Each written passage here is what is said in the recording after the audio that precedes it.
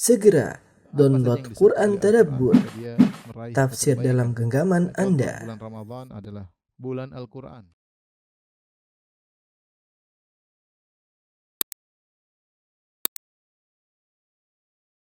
Bismillahirrahmanirrahim. Assalamualaikum warahmatullahi wabarakatuh. Alhamdulillahi ala ihsanihi wa syukru lahu ala taufiqihi wa amtinanihi wa asyhadu an la ilaha illallah wahdahu la syarika lahu ta'ziman li sya'nihi wa asyhadu anna Muhammadan abduhu wa rasuluhu da ila ridwanihi. Allahumma salli alaihi wa ala alihi wa ashabihi wa ikhwani. Ikhwan dan akhwat, para wali murid ya, yang dirahmati oleh Allah Subhanahu wa taala. Pada kesempatan yang bahagia ini kita akan bahas tentang urgensinya kita belajar akidah secara umum ya. Tentu belajar akidah sangat penting secara umum ya dalam keseharian kita, apalagi dalam dunia pendidikan ya. Terutama kita sama-sama sadar di zaman sekarang ini dengan adanya zaman medsos, zamannya ledakan informasi ya. Zaman di mana semua orang yu'jab bi ra'yihi, setiap orang bangga dengan pendapatnya. Zaman di mana semua orang menyampaikan isi kepalanya, zaman di mana orang-orang yang ahlul batil menyebarkan kebatilannya dengan melalui informasi dan media sosial dan yang lainnya, maka ini semakin menekankan kita akan pentingnya kita belajar akidah yang benar agar kita terbentengi dari segala bentuk keyakinan yang keliru ya, tentu dengan karunia Allah Subhanahu wa taala ya. Maka pada kesempatan kali ini saya akan menyampaikan beberapa poin-poin sebagai gambaran tentang pentingnya kita belajar akidah. Kita sendiri perlu belajar, apalagi anak-anak kita ya. Kita saja sebagai dai, demikian juga para ustadz, para ustadzah, semuanya harus belajar ya, karena itu berkaitan dengan kepentingan kita sendiri. Demikian juga penting bagi anak-anak didik kita ya, menanamkan akidah kepada mereka, terutama di masa mereka masih di masa dini ya. Ikhwan dan akhwat yang dirahmati Allah Subhanahu wa taala, akidah, ilmu akidah diberi dengan istilah khusus oleh para ulama menunjukkan tentang urgensinya. Mereka menamakan seperti ilmu usuluddin ya, pokok-pokok agama. Maksudnya adalah perkara akidah ya. Sehingga disebut dengan usuluddin, pokok-pokok agama ya. Yang lain semuanya penting, tapi ini yang paling penting. Maka disebut dengan usuluddin, pokok-pokok agama. Mereka juga menamakan ilmu akidah dengan al-fiqhul akbar, fikih besar ya. Karena di sana ada fikih biasa, fikih yang berkaitan dengan ahkam, dengan hukum-hukum fikih, hukum-hukum syar'i. Ada yang lebih agung daripada itu semua, yaitu al-fiqhu al-akbar, fikih besar, yaitu maksudnya adalah ilmu akidah. Oleh karenanya para ulama sejak dahulu mereka memberi porsi yang besar tentang masalah akidah. Mereka menulis buku-buku khusus tentang akidah. Perhatian mereka besar terhadap ilmu akidah sejak zaman para salaf hingga saat ini ya. Ikhwan dan akhwat yang dirahmati Allah Subhanahu wa taala, saya akan menyebut tentang beberapa poin-poin yang menunjukkan urgensinya kita belajar ilmu akidah ya. Ya, perkara-perkara yang menunjukkan urgensinya belajar akidah.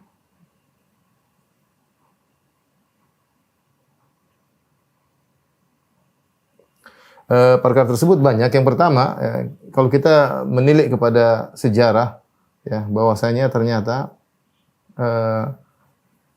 ayat-ayat dalam Al-Quran yang pertama kali turun tentang akidah. Ya. Ayat-ayat Al-Quran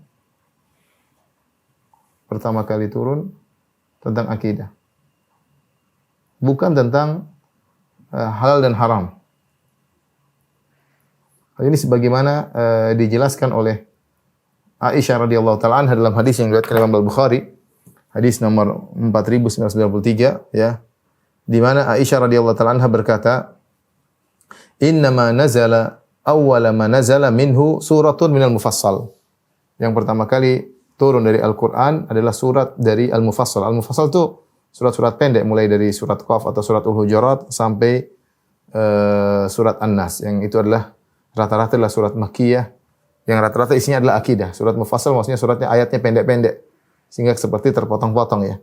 Al-Mufassal, dan itu mulai dari surat Al-Hujurat, ada yang mengatakan dari surat Qaf sampai surat An-Nas. Dan itu rata-rata adalah surat Makkiyah dan rata-rata berbicara tentang akidah, tentang surga dan neraka, tentang hari kebangkitan, tentang kerasulan Nabi Muhammad sallallahu alaihi wasallam, ya. Kemudian kata Aisyah, "Inna ma nazala awwala ma nazala minhu suratun min al-Mufassal." Yang pertama turun dari Al-Qur'an adalah surat dari Al-Mufassal.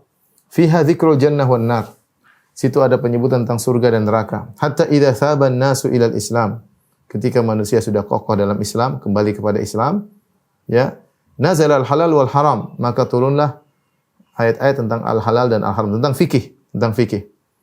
Kemudian Aisyah mengingatkan, walau nazala awwala syai'in la tashrabul khamar laqalu la nada'ul khamar abadan. Seandainya ayat yang pertama kali turun dalam Al-Qur'an adalah larangan minum khamar, seandainya ayat pertama kali turun la tashrabul khamar, jangan kalian minum khamar, laqalu, maka orang-orang kafir Quraisy akan berkata, la nada'ul khamra abadan, kami tidak akan meninggalkan minum khamar selama-lamanya. Artinya mereka akan menentang. Kenapa mereka akan menentang? Karena akidah mereka belum kokoh, ya. Belum kokoh. Walau nazala la taznu, seandainya turun firman Allah yang pertama kali, jangan berzina, laqalu, mereka akan berkata, la nada'uz zina abadan, kami tidak akan meninggalkan zina selama-lamanya. Ya. Oleh karenanya ini dalil bahwasanya yang pertama kali turun dari Al-Qur'an adalah ayat tentang akidah. Laqad nazala bi Makkah ala Muhammadin sallallahu alaihi wasallam wa inni la jariyatun al-ab. Sungguh telah turun kepada Nabi sallallahu alaihi wasallam ketika Nabi masih di Mekah, dan ketika itu aku masih adalah seorang gadis kecil remaja yang bermain-main. Firman Allah, bali sa'atu mau'iduhum wa sa'atu adha wa amar. Itu surat dari surat Al-Qamar, ayat dari surat Al-Qamar tentang hari kiamat. Bahwasanya hari kiamat adalah janji yang akan mendatangi mereka. Wa sa'atu adha wa amar, dan hari kiamat adalah perkara yang sangat dahsyat dan lebih pahit, ya. Ini dalil bahwasanya ayat-ayat pertama kali turun dari Al-Qur'an adalah ayat-ayat tentang akidah, terutama surat-surat Al-Mufassal. Rata-rata surat Al-Mufassal adalah surat Makkiyah. Kita saja baca tentang surat-surat dalam juz amma, nuansanya adalah nuansa akidah tentang hari kiamat, tentang surga, tentang neraka, tentang hari kebangkitan, ya, tentang keimanan Al-Qur'an, tentang Rasulullah sallallahu alaihi wasallam, ya. Ini menunjukkan bahwasanya akidah harus yang pertama, ya. Tadi isyarat dari Aisyah radhiyallahu taala anha bahwasanya akidah harus yang pertama. Agar apa? Agar jiwa siap menerima hukum-hukum yang lain. Menerima perintah-perintah Allah, perintah-perintah dan larangan-larangan Allah. Tadi Aisyah mengatakan, seandainya yang pertama kali turun, jangan minum khamar, mereka akan minum khamar. Mereka tidak akan nurut. Kenapa? Akidah belum matang.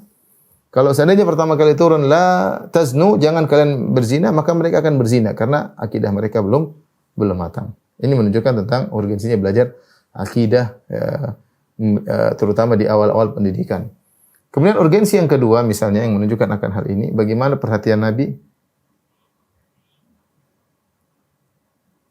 Kata Nabi sallallahu alaihi wasallam tentang akidah, seumur hidup beliau. Kita tahu ikhwan dan akhwat para wali-wali murid, jamaah yang dirahmati Allah Subhanahu wa taala, Nabi sallallahu alaihi wasallam berdakwah dengan dua fase dakwah Nabi. Yang pertama namanya fase Mekah. Ini selama kurang lebih 13 tahun. Kemudian fase Madinah. Dan ini kurang lebih 10 tahun. Jadi Nabi SAW berdakwah sekitar 23 tahun. Selama di Mekah, fokus Nabi SAW di Mekah, fokus akidah secara total, ya. Pembahasan selalu semua masalah akidah selama 13 tahun. Oleh karenanya tidak turun hukum-hukum fikih kecuali salat. Kecuali salat menjelang Rasulullah SAW berhijrah, itu ketika Isra Mi'raj. Tidak ada hukum fikih yang turun kecuali salat, dan salat adalah bagian daripada praktek akidah karena menguatkan hubungan antara seorang hamba dengan Rabbul Alamin. Ketika di Madinah, di sela-sela pembelajaran akidah,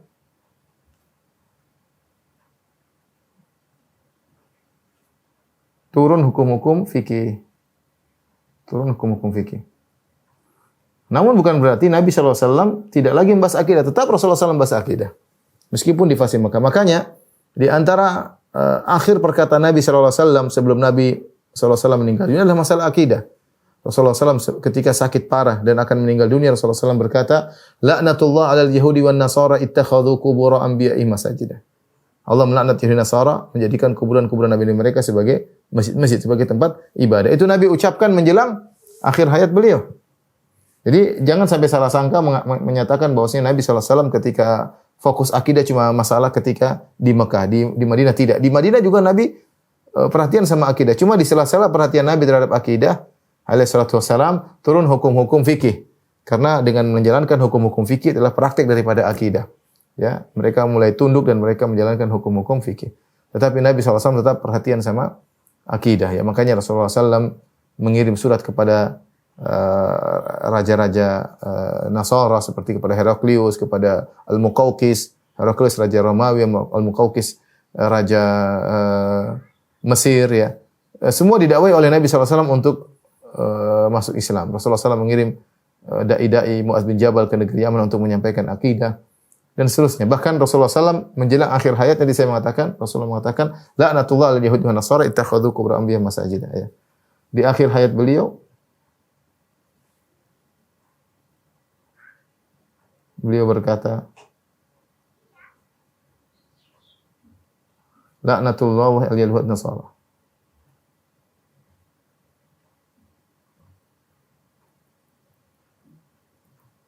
Ittakhadhu qubur anbiya'ihim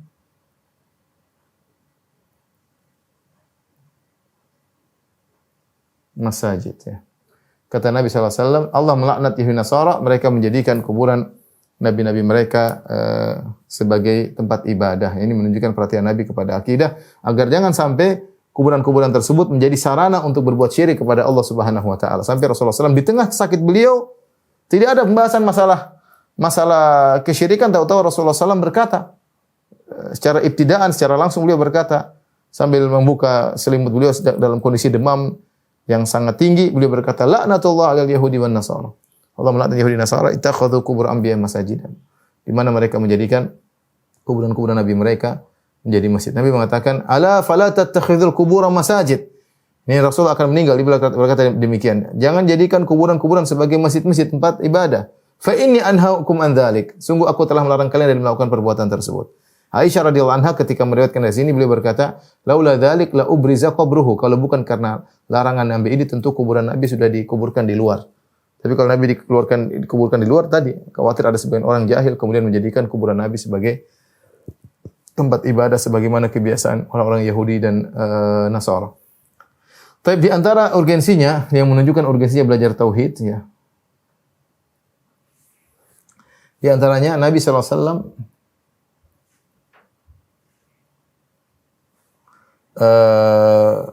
mendahulukan pengajaran kepada para pemuda tentang tauhid, tentang akidah, tentang iman, akidah sebelum Al-Qur'an, ya. Sebelum Al-Qur'an. Ini poin yang kelihatannya sepele tapi dia sangat penting, ya. Saya bacakan hadis riwayat Ibnu Majah dengan sanad yang sahih disahkan oleh Syekh Al-Albani rahimahullahu taala dari Jundub bin Abdullah radhiyallahu taala anhu. Beliau berkata, "Kunna ma'an Nabi sallallahu alaihi wasallam wa nahnu fityanun hazawiratun." Kami bersama Nabi sallallahu alaihi wasallam dan kami adalah para pemuda yang hazawirah.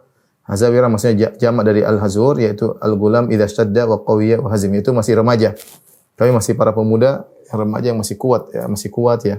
Masih giat-giatnya. Jadi Jundub bin Abdullah berkata, kami bersama Nabi sallallahu alaihi wasallam, yaitu dia bersama teman-temannya, dan kami ketika itu masih fityan, masih para remaja, pemuda yang kuat. Maka apa kata Jundub bin Abdullah? Fata'allamnal imana qabla an nata'allamal Qur'an. Thumma ta'allamnal Qur'an fazdadna bihi imanan. Kami belajar iman sebelum kami belajar Al-Qur'an. Kemudian kami belajar Al-Qur'an, maka bertambahlah iman kami dengan Al-Qur'an. Saya ulangi, beliau berkata, fata'allamnal imana qabla an nata'allamal Qur'an. Kami belajar iman sebelum belajar Al-Qur'an. Thumma ta'allamnal Qur'an. Kemudian setelah itu kami belajar Al-Qur'an, fazdadna bihi imanan, maka bertambahlah iman kami dengan belajar Al-Qur'an, ya. Ini penting karena sebagian jadi kita ketika ngajar anak-anak Al-Qur'an sembari dengan belajar akidah. Jangan kita fokus Al-Qur'an, kita tidak ajari akidah. Akhirnya muncul kesalahan ketika seorang tidak dibimbing dengan akidah, belajar Quran, mungkin hafalannya bagus, maka anak-anak tersebut mungkin sombong, mungkin angkuh, mungkin riak, macam-macam ya, bisa penyakit timbul macam-macam ya. Niatnya enggak benar, hanya sekedar ingin ikut juara-juara lomba tahfidz misalnya. Nah, penting kita menancapkan akidah dalam hati mereka sembari mereka belajar Al-Qur'an. Bahkan di sini dikatakan bagaimana kami belajar iman dulu baru belajar Al-Qur'an. Ketika iman kami sudah dapat, kami belajar Al-Qur'an, Al-Qur'an semakin menambah keimanan. Makanya saya sampaikan bahwasanya ketika belajar Al-Qur'an bukan hanya sekedar belajar hafalan, suara yang bagus, kemudian hanya husnul ada, penyampaian yang bagus, ya bagaimana membaca tilawah dengan baik. Ajarkan juga di antara tafsir ayat-ayat tersebut, terutama juz amma. Ajarkan ya. Anak-anak mungkin masih kecil, kita ambil surat-surat kecil di situ tentang qul a'udzu birabbil falaq, qul a'udzu birabbin nas. Kita pahamkan isinya. Mereka mulai belajar tafsir ayat-ayat tersebut sehingga mereka semakin kokoh, apa yang mereka baca mereka pahami. Ya. Karena tadi kata Jundub bin Abdullah, kami belajar iman sebelum Al-Qur'an. Ya. Jangan sampai perhatian sama Al-Qur'an, belajar tajwidnya dengan begitu mendetail, dengan suara harus gini, makharijul huruf. Ini bagus, tidak ada yang mengingkari akan indahnya belajar ini semua. Tetapi ketika lalai dari mengajarkan akidah, bisa jadi terjadi hal yang keliru. Ya. Lihatlah bagaimana orang Khawarij, mereka ahli Quran. Yaqra'unal Quran, mereka baca Al-Quran. Ya, mereka bahasa Arab, mereka belajar Al-Quran, tapi mereka tidak belajar keimanan. Mereka tidak belajar keimanan. Maka bisa jadi seorang ketika hanya mempelajari Al-Quran, tidak mempelajari isinya, tidak belajar keimanan, kemudian akhirnya menyimpang dalam pemahaman. Ya. Kita tidak memungkiri sebagian orang yang melakukan praktek-praktek radikalisme, misalnya ngebom dan yang lainnya. Bukan mereka tidak hafal Al-Quran, sebagian mereka mungkin hafal sebagian surat-surat Al-Quran, tapi mereka tidak ngerti maknanya.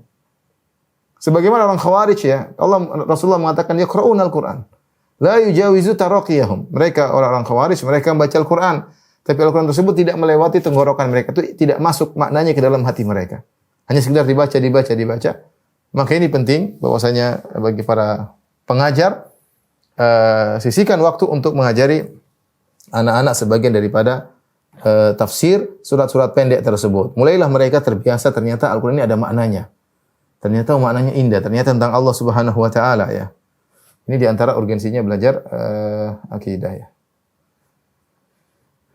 Tapi di antara urgensinya yang lain,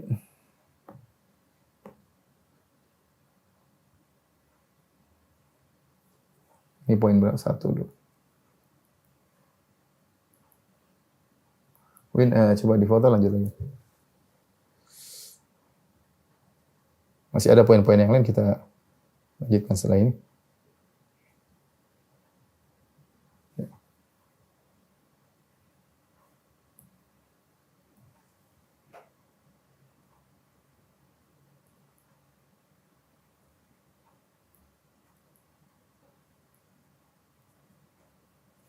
Tab yang berikutnya, yang keempat, ya.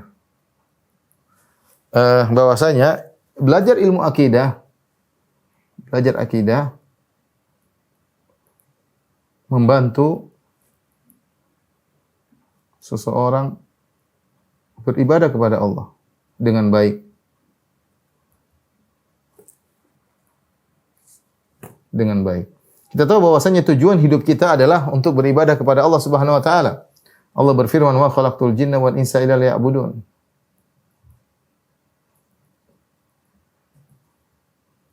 Illa liya'budun. Tidaklah aku menciptakan jin dan manusia kecuali untuk beribadah kepadaku. Nah, bagaimana kita bisa beribadah kepada Allah kalau kita tidak tahu tentang siapa yang kita ibadahi? Ya. Sering pepatah dalam negeri kita, tak kenal maka tak sayang maka tak cinta tentunya. Nah, seorang dituntut kepada Allah untuk beribadah kepada Allah dengan rasa takut, dengan berharap dan rasa cinta. Disebut dengan arkanul ibadat al-qalbiyah. Rukun ibadah hati itu takut, berharap dan cinta. Ini tidak mungkin muncul takut kepada Allah, kemudian berharap kepada Allah dan cinta kepada Allah kecuali dengan mempelajari nama-nama Allah dan sifat-sifatnya. Itu pembahasan akidah. Ya, kalau kita tahu Allah Razzaq, Allah Maha Pemberi rezeki, Allah Wahhab, maka kita rojak kita semakin tinggi. Ya, ketika kita mempelajari sifat-sifat Allah, qawiyyu syadidul iqab, Allah hukumannya sangat berat, kita ada khauf kepada Allah Subhanahu wa taala. Ya, ketika kita baca Allah Al-Ghafur Ar-Rahim, maka ada timbul rasa cinta kita kepada Allah Subhanahu wa taala. Dan ini menguatkan ibadah kita kepada Allah sehingga ibadah kita bukan ibadah yang hambar. Kita sedang bermuamalah dengan pencipta kita. Ketika kita mengenalnya, kita akan lebih mudah untuk beribadah kepada Allah Subhanahu wa taala. Makanya Imam Ibnu Rajab pernah berkata, afdhalul ilm al-ilmu billah. Ilmu yang paling penting adalah ilmu tentang Allah. Wa huwal ilmu bi asma'ihi wa sifati wa af'alihi. Yaitu ilmu tentang nama-nama Allah dan sifat-sifatnya dan perbuatan-perbuatannya, ya. Allati tujibu li sahibiha ma'rifatullah, ya. Yang dengan belajar ilmu-ilmu ini maka akan mendatangkan ma'rifat kepada Allah, wa khasyatahu, dan akan menimbulkan rasa takut kepada Allah, wa mahabbatahu, akan menimbulkan rasa cinta kepada Allah Subhanahu wa taala, wa haibatahu, dan akan merasa bagaimana agungnya Allah Subhanahu wa taala, wa ijlalahu, dan akan menimbulkan pemuliaan, pengagungan terhadap Allah, wa azamatahu, dan keagungan Allah, wa tabattul ilaihi, dan bagaimana beribadah yang fokus kepada Allah, wa tawakkul alaihi, dan akan bertawakal kepada Allah, wa sabru alaihi, dan bersabar demi di jalan Allah Subhanahu wa taala, wa ridha anhu, dan ridha, ya, kepada Allah Subhanahu wa taala, wal insyighala bihi duna khalqih, dan akan sibuk dengan Allah bukan kepada selainnya. Ini penjelasan yang agung dari Al-Imam Ibnu Rajab dalam syarah hadis Abi Darda. Beliau mengatakan bahwasanya orang yang belajar ilmu tentang Allah, tentang sifat dan nama-nama Allah Subhanahu wa taala, ini kan menimbulkan tadi khasyah, pengagungan, rasa cinta, pengharapan, ya. Mencari keridhaan Allah Subhanahu wa taala, sibuk pokoknya pikirannya selalu terfokus kepada Allah Subhanahu wa taala dan yang lainnya. Dan ini perlu dengan belajar akidah, ya. Sehingga tujuan kehidupan dia di alam semesta ini bisa dia jalankan dengan baik karena tujuan dia diciptakanlah untuk beribadah kepada Allah. Nah, bagaimana dia bisa menikmati ibadah tersebut jika dia tidak mengenal siapa yang dia ibadahi? Ya. Dia harus mengenal siapa yang dia ibadahi. Allah memperkenalkan diri dalam Al-Quran, dalam setiap lembar halaman dalam Al-Quran. Allah menyebutkan nama dan sifat-sifatnya.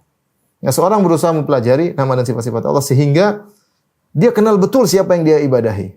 Benar-benar dia cintai, dia takuti, dia harapkan, dia rojak kepada Allah Subhanahu wa taala dan seterusnya, dan ini benar-benar membuat dia semangat untuk beribadah. Sebagaimana dikatakan oleh sebagian ulama, "Man kana billahi a'raf." Siapa yang lebih kenal kepada Allah Subhanahu wa taala, kana minhu akhwaf, maka semakin takut kepada Allah Subhanahu wa taala. Wa bi ibadatihi atlab, semakin semangat beribadah kepada Allah Subhanahu wa taala, wa an ma'siyatihi ab'ad, dan semakin jauh dari maksiat kepada Allah Subhanahu wa taala. Ini semua dibangun di atas akidah. Ini dibangun di atas ma'rifatullah. Mau tidak mau belajar ilmu akidah. Anak-anak saja kalau kita jelaskan Allah itu begini, Allah begini, mereka ada berharap, maka mereka berdoa, ya Allah masukkan ke dalam surga, ya Allah lindungi aku dari neraka. Mereka berdoa, ya Allah tolonglah ayah dan ibuku, ya Allah berilah karena mereka tahu Tuhan tempat mereka minta. Mereka tahu Tuhan ternyata bisa melakukan apa saja. Mereka tahu bahwasanya segala kebahagiaan di tangan Allah Subhanahu wa taala. Anak-anak kalau kita ajari mereka berdoa. Mereka berdoa kepada Allah Subhanahu wa taala. Kenapa? Kita sudah tanamkan akidah kepada mereka, ya. Kemudian di antara urgensi belajar akidah yang kelima,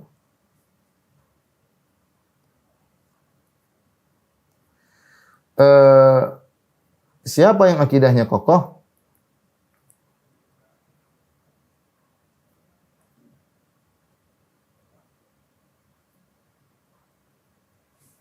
maka dia akan hidup dengan tenang, ya.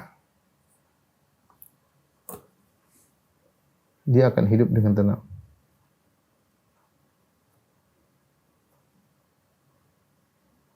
Jauh dari pemikiran yang menyimpang. Pemikiran yang kacau, ya.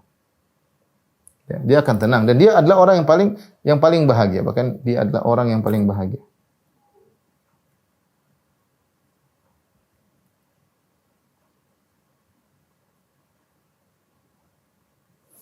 Saya bilang kita tahu bahwasanya pemikiran banyak tersebar di zaman sekarang. Pemikiran orang mentorehkan pemikiran dalam tulisan-tulisan, dalam ceramah-ceramah, semua berpendapat, semua berbicara.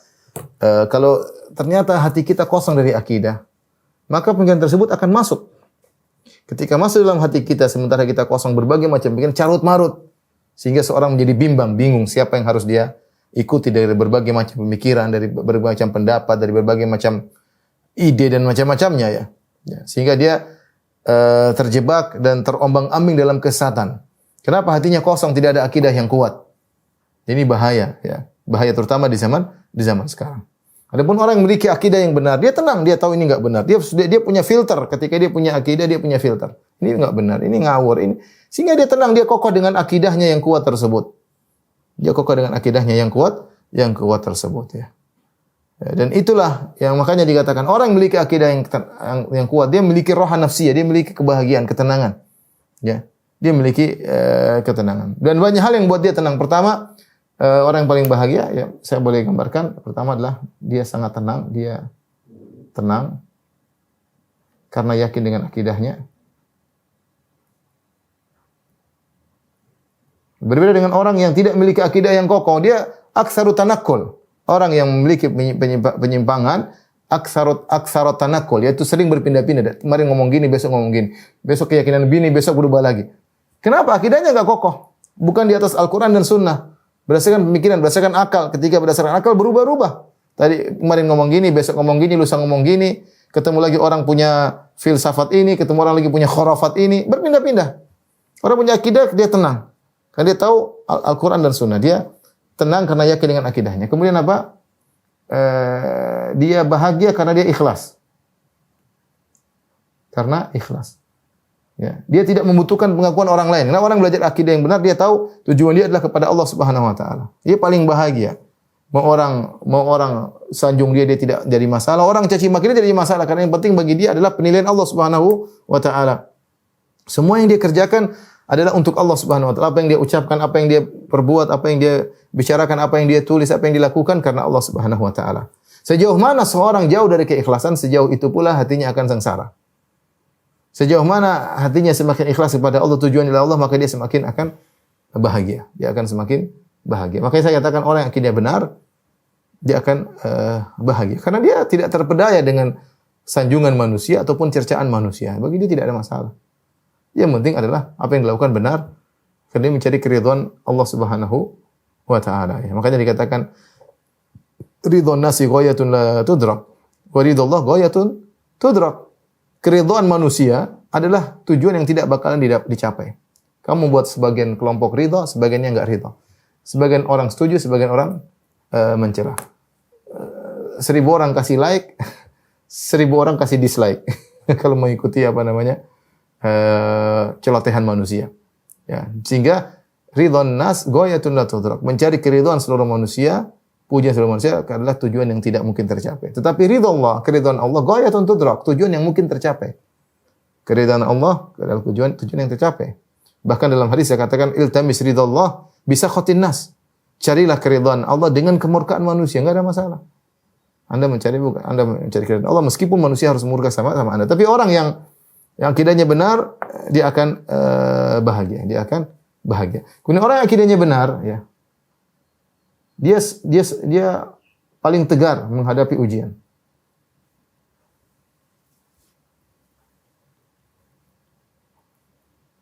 Kenapa? Dia beriman kepada takdir. Dia tahu ini semua dilakukan oleh Allah Subhanahu wa taala. Dia tahu di balik ini semua ada hikmah. Tenang hatinya. Ya, tenang hatinya. Makanya subhanallah Nabi SAW mengajarin masalah ini agar seorang tenang dengan akidah yang benar, mengajarkan akidah yang benar bahkan kepada Ibnu Abbas yang masih sangat remaja. Ya gulam ini u'allimuka kalimat. Wahai sang remaja, aku akan ajarkan kepada engkau beberapa kalimat, beberapa pesan-pesan. Ya.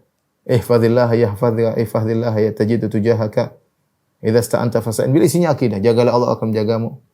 Jika kau minta tolong kepada Allah Subhanahu wa taala. Bagaimana Nabi mengajarkan Ibnu Abbas untuk terikat hatinya kepada idza sta'anta fas'in billah. Ya. Jika kau minta tolong kepada Allah Subhanahu wa taala. Fa idza sa'alta fas'alillah. Kalau kau minta kepada Allah. Jika kau minta pertolongan kepada Allah. Nabi berkata, wa'lam annal ummata law ijtama'u ala an yanfa'uka bi syai'in lan yanfa'uka bi syai'in illa ma qad kataballahu lak. Seandainya ketahuilah wahai Ibnu Abbas, sehingga seluruh manusia di muka bumi ini bersatu padu untuk memberikan manfaat kepadamu, semuanya mendukungmu, mereka tidak bakalan bisa memberi dukungan, manfaat kepadamu kecuali yang telah Allah tetapkan bagimu. Walau annahum ijtama'u ala an yadurruka bi syai'in, aw law ijtama'u ala an yadurruka bi syai'in lan yadhurruka bi syai'in illa ma qad kataballahu 'alaik. Kalau mereka bersatu padu, semuanya bersepakat untuk beri kemudaratan kepadamu, mereka tidak bakalan bisa beri kemudaratan kepadamu kecuali yang telah Allah tetapkan akan menimbamu. Rufi'atil aqlam wa jaffatis suhuf. Pena-pena telah diangkat dan lembaran telah kering. Subhanallah, Nabi ajarkan kepada anak yang masih remaja. Karena perjalanan hidup ke depan masih panjang. Akan terjadi berbagai macam fitnah, berbagai macam kehidupan keluarga, kehidupan bermasyarakat, kehidupan dalam ruang pekerjaan, banyak hal-hal yang terjadi yang tidak sesuai dengan keinginan kita, tidak sesuai dengan harapan, maka perlu diingatkan tentang akidah yang benar bahwasanya semua telah tercatat dan semua telah tidak bisa dirubah. Ya, ma asabaka lam yakun liyukhti'ak, apa yang menimpamu tidak bakalan lolos darimu, wa ma akhta'aka lam yakun liyusibak, apa yang meleset darimu tidak akan menimpamu. Semua telah tercatat. Orang yang punya akidah yang kuat, ya, dia akan tenang. Lihatlah bagaimana sebagai negara yang tidak mengajari akidah yang benar, negara-negara non-muslim, negara ateis apalagi. Masalah sedikit bunuh diri, masalah sedikit bunuh diri. Karena akidahnya enggak benar. Ya, akidahnya enggak benar, tidak menerima keputusan Allah Subhanahu wa taala. Maka ikhwan dan akhwat yang dirahmati Allah Subhanahu wa taala, ini menunjukkan bahwasanya urgensinya belajar akidah bukan hanya terkait dengan anak didik kita. Kita pun harus belajar. Saya sebagai dai, antum sebagai audiens, semuanya harus belajar akidah. Karena akidah itu bukan perkara yang hanya diucapkan manis di bibir, tapi butuh bersama kita dalam perjalanan kehidupan kita. Kita mungkin teori, kita pandai, tapi kita akan diuji oleh Allah. Di saat itulah ilmu-ilmu kita tentang akidah kita terapkan. Ilmu tentang beriman kepada takdir, ilmu tentang husnuzan kepada Allah Subhanahu wa taala, ilmu tentang sabar, ilmu banyak harus kita terapkan, dan itu terkadang kita tidak mampu untuk menerapkan. Tapi yang menunjukkan kita senantiasa butuh untuk belajar akidah. Terus sampai kapan? Sampai kita meninggal dunia. Rasulullah SAW mengajarkan akidah kepada para sahabat sampai beliau mau meninggal dunia. Karena itu penting bagi kita semua. Nah, bagi para pengajar, anak-anak dididik sejak awal. Anak-anak apalagi muda, mereka didoktrin aja, doktrin. Karena hati mereka masih kosong. Mereka belum kenal syubhat, mereka belum kenal macam-macam. Maka kita isi, mumpung kita isi dengan akidah yang benar, sehingga ketika kokoh dalam hati mereka, ada yang tidak benar, mereka akan tolak. Mereka akan tolak, ya. Kemudian di antara urgensi belajar akidah,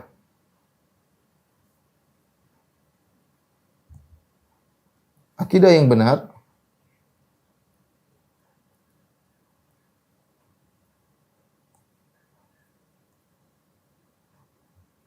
mengikat kaum muslimin dengan dalil Al-Quran dan Sunnah dan para sahabat. Kalau kita belajar akidah itu salaf, Al-Quran dan Sunnah, tidak ada yang lain. Ya, ma ta'buduna min duni illa asma'an sammaitumuha antum wa aba'ukum ma anzalallahu biha min sultan.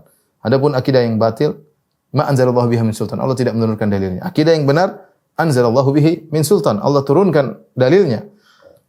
Al-Quran maupun As-Sunnah. Kita enggak boleh berakidah sembarangan. Ada Al-Quran dan Sunnah. Nah, ketika kita bicara akidah, kita selalu berkata Allah berfirman, Rasulullah bersabda. Allah berfirman, Rasulullah bersabda. Anak-anak yang dengar hal ini selalu terikat dengan dalil. Oh, ternyata begini. Akidah itu dari Al-Quran dan Sunnah. Al-Quran dan Sunnah. Al-Quran dan Sunnah. Seperti itu. Kemudian diikatkan para sahabat. Bagaimana praktek para sahabat. Ya, bagaimana praktek sahabat. Sehingga kalau kita belajar akidah salaf, pasti Al-Quran, Sunnah, dan pengagungan terhadap para sahabat. Kita mereka adalah orang pilihan. Ya, sebagaimana Ibnu Umar pernah berkata, "Man kana mustannan falyastanna biman qad mat." Barang siapa yang ingin meneladani, maka teladanilah orang yang sudah meninggal dunia. Siapa mereka? Ulaika ashabu Muhammad. Mereka adalah sahabat Nabi sallallahu alaihi wasallam yang telah direkomendasi oleh Allah, direkomendasi oleh Nabi sallallahu alaihi wasallam. Adapun kita sama orang yang masih hidup enggak jelas. Fa innal hayya la tu'man alaihil fitnah. Adapun yang masih hidup enggak jelas bagaimana kesudahannya. Adapun yang sudah meninggal para sahabat sudah jelas direkomendasi Allah dan Rasulnya, maka tinggal ikut. Ya, Ibnu Mas'ud berkata, "Innallaha nadhara fi qulubil ibad fa wajada qalba Muhammadin khaira qulubil ibad." Allah melihat kepada hati-hati manusia dan Allah melihat bahwasanya hati Nabi Muhammad SAW adalah hati yang terbaik di antara manusia.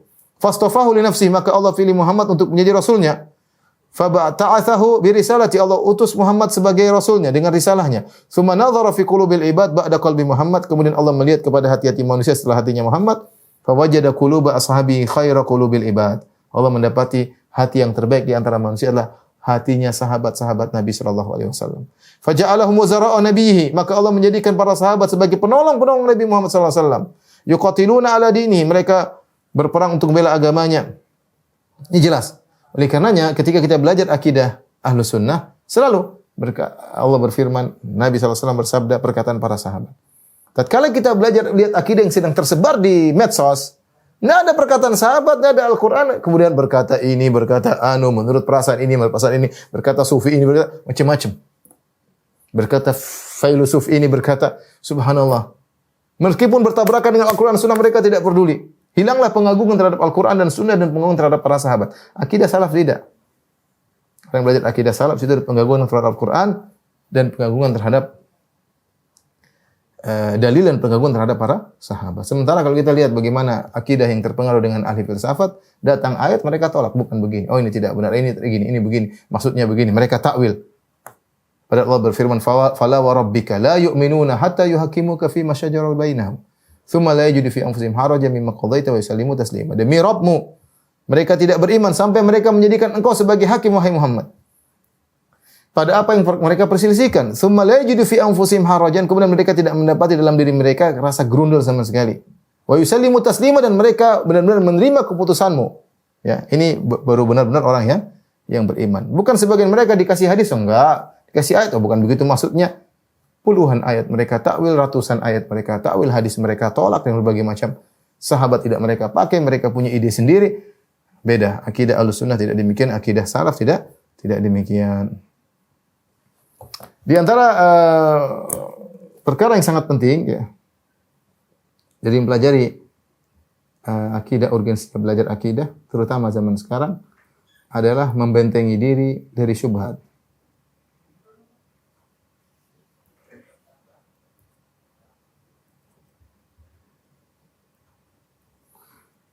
Syubhat-syubhat begitu banyak. Ikhwan dan akhwat yang Allah subhanahu. Syubhat banyak sekali zaman sekarang. Syubhat ini mulai dari kalau kita mau perinci ya, syubhat dari mana? Dari non muslim.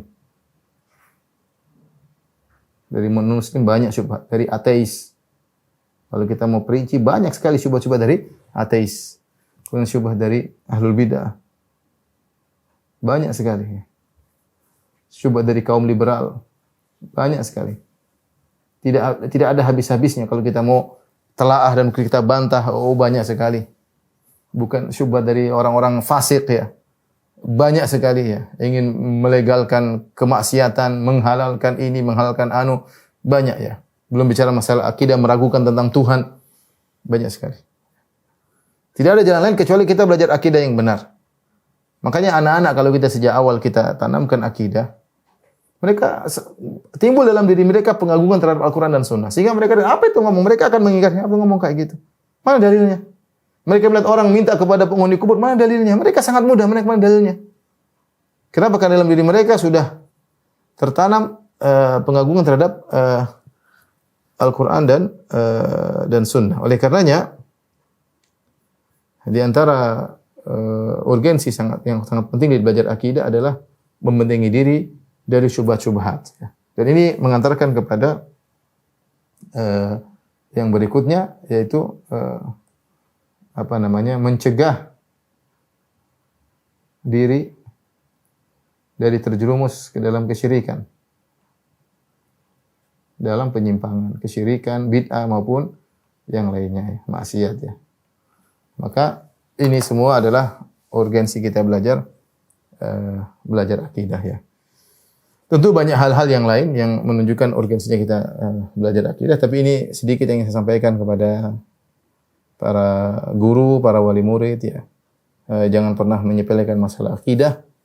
Jangan sampai kita fokus pada suatu mata pelajaran kita melalaikan akidah. Jadi saya katakan sekarang saya bahagia betapa banyak sekolah-sekolah punya ihtimam, perhatian terhadap masalah Al-Quran, tajwid, bagaimana ya. Tapi kalau tidak dibimbing dengan akidah yang benar, anak-anak bisa jadi keliru di kemudian hari ya.